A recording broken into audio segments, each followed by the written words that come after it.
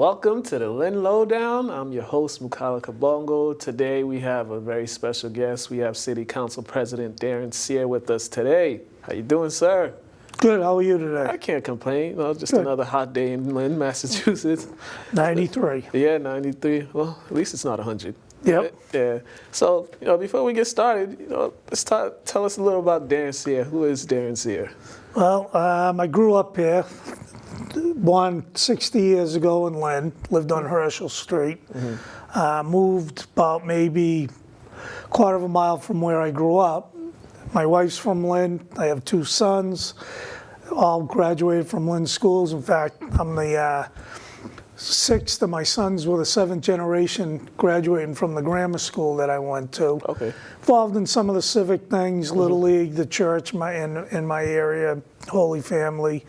Always had a sense of giving back and service, and got involved, been involved in politics for probably about 30 years, helping run campaigns and different things like that. And about 15 years ago, decided to run for Councilor, Ward 3, and it's been a roller coaster ride ever since. Yeah, what got you into politics? What made you? What was something that you was like, maybe I'd try my hand in this?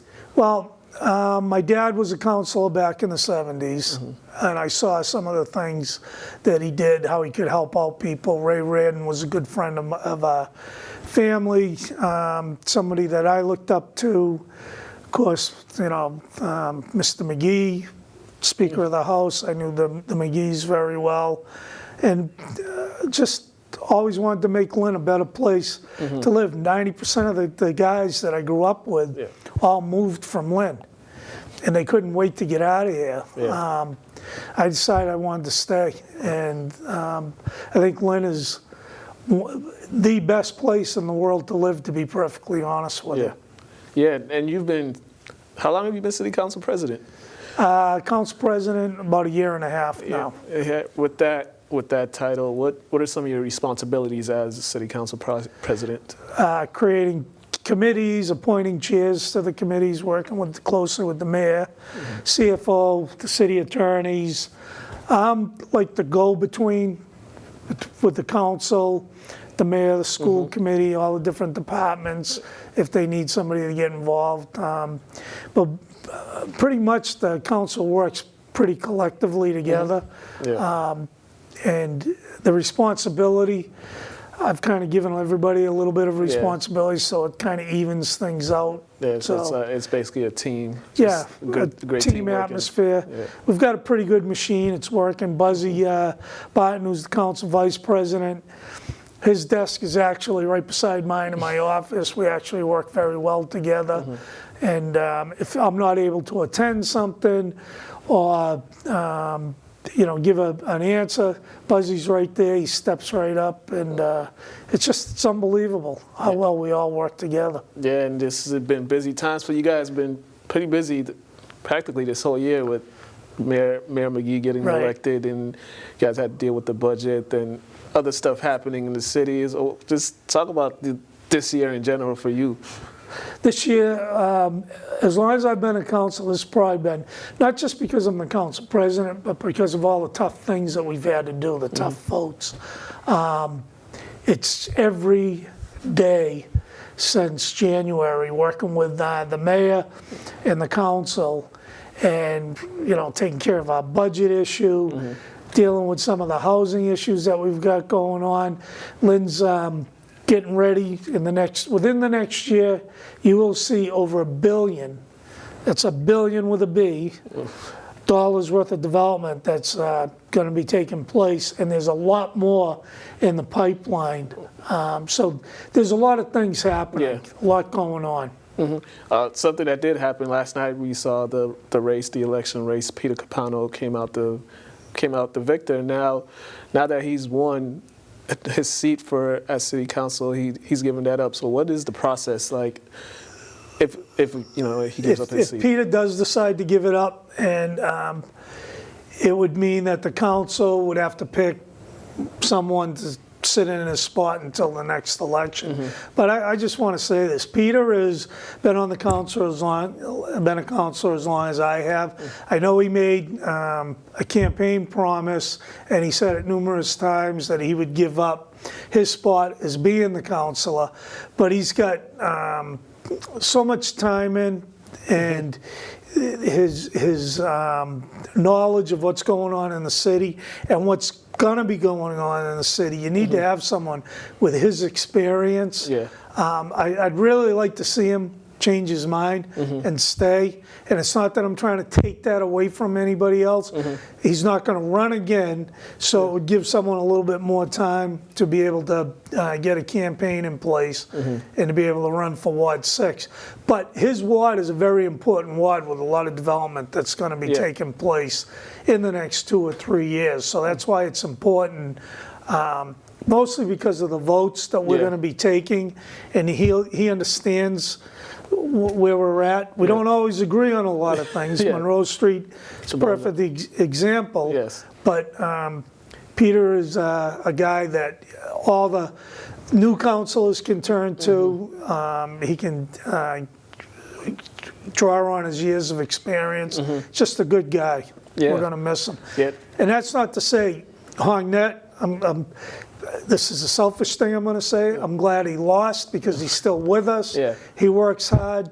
Drew Russo, he's a good guy. I feel bad for him, but he's young enough that I think he's going to come back. And I know he's going to come back because I know he's got a willingness to contribute and make change in the city of Lynn. Yeah, with all them, you know, they're all good people that are doing great for the city of Lynn. So, I mean, no matter who came out the victor, it was always going to be, there's always some benefits to having them stick around. Now the city council approved you guys finalized the budget. Was it in June? The end of June. So what are some big issues in the upcoming sessions that you guys are looking at, or any other things that you guys are looking at in the upcoming sessions? Well, making sure we continue to balance the budget, keep it balanced. We have city contracts that are going to be coming up, the fire department, police department, all the other unions in the city. We got to try to maintain a safe working staff in the police and the fire department. We're going to be hiring 30 firemen over the next several months. Police are down right now, so we're looking for ways to increase our police force. Unfortunately, there's going to be a few that are going to be retiring this year. And as I said, our numbers are down. So we're working with Congressman Moulton to see if he can help us with bringing any grants to the city. So there's a lot of issues. Schools, another issue. And what a lot of people don't realize is they're getting $163 million out of our budget, and their budget is actually $210 million.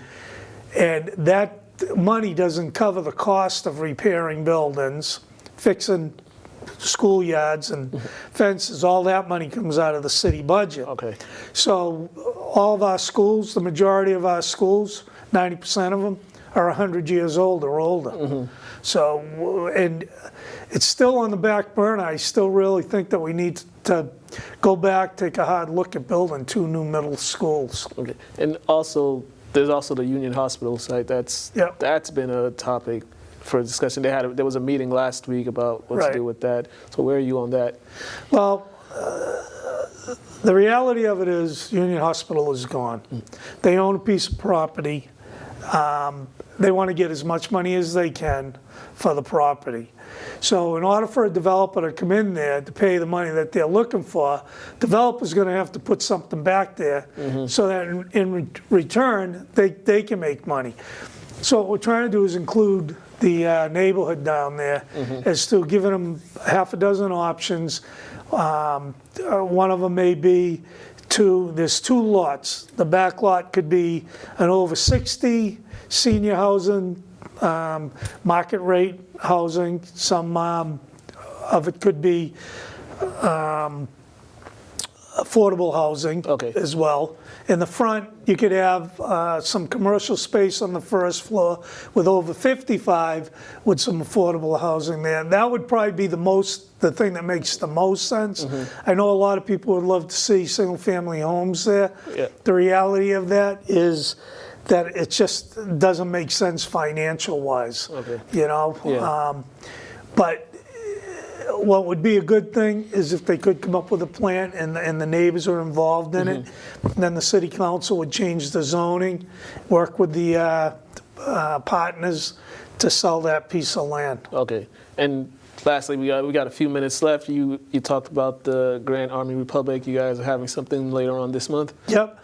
The Grand Army of the Republic Museum is one of the most historic buildings we have in the city of Lynn. It's just not important to the city of Lynn or the state of Massachusetts, but it's important to the entire nation because of the artifacts that are inside that building. And we have to preserve that the artifacts that are in it, but we also have to make the building weather tight and fix it so that it can continue to contain the historic articles that are in there. September 22nd, we're going to start a kickoff for our fundraising for that, and we have a local developer who's going to be presenting a substantial check to the Friends of the Grand Army of the Lynn Museum to get us started, kick it off. And we're also going to be having tours of the inside of the building.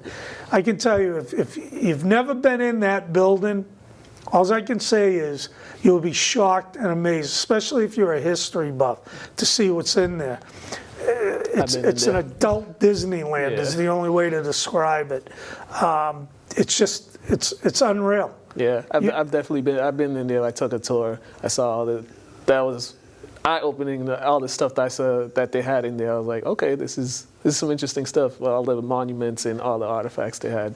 Yeah, I brought in a couple of the artists that were doing the walls a few weeks ago. Now they've been all over the world. Yeah. And they said to me they wanted to go in there, so I brought them in.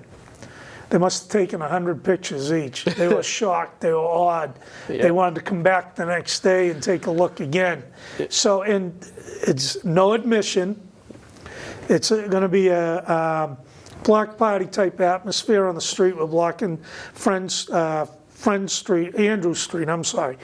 Street off. You'll be able to buy slices of pizza from Pie and Pint. They're going to be working with us, helping us out that day. We have a gentleman coming in who looks like and puts on a show about Frederick Douglass. Okay. If you know anything about Frederick Douglass, he's an amazing person. He's done amazing things. This guy, just coming to see him for free is totally worth it.